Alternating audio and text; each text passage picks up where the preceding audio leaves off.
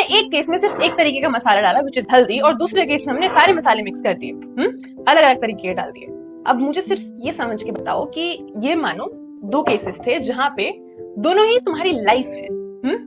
ये येलो जो था इसमें तुमने एक ही तरह की एनर्जी डाली अपनी लाइफ में, सिर्फ उसी को एक्सेप्ट किया, बाकी किसी से खुद को फर्क नहीं पड़ने दिया। तो ये तुम्हारा मन है जिसमें सिर्फ एक तरह की एनर्जी है, तुम्हें जब कोई काम करना होगा तुम उसे ही लगाओगे।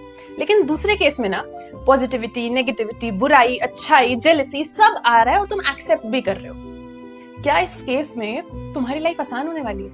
Obviously not. अब तुम्हें किसी भी काम में कहीं भी एनर्जी लगानी होगी, टाइम लगाना होगा, इन सारे थॉट्स से लड़के कोई एक निकालना होगा और तब वहां पे डेडिकेट करना पड़ेगा।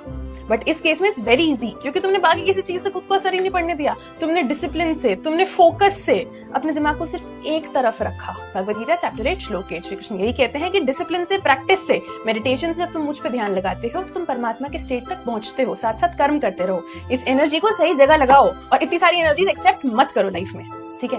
वेल, ये सुनना और कहना आसान लगता है, बट इसको प्रैक्टिकली अप्लाई करना बहुत जरूरी है, नहीं तो कोई फायदा नहीं है इन सब बातों का। इसीलिए हम एक वर्कशॉप कर रहे हैं जो शायद तुम्हें हेल्प कर सकती है विद योर ओवर थिंकिंग, जो इतने सारे थॉट्स हैं। क्योंकि जब तक हम कोई स्टेप नहीं लेते ना एक्चुअली अपनी लाइफ में, तब तक कुछ बदलता नहीं है। सॉर्टेड कमेंट कर दो, लिंक तुम्हें मिल जाएगा। अगले एपिसोड में करेंगे चैप्टर 8 श्लोक 9। तब तक रुक जाना नहीं।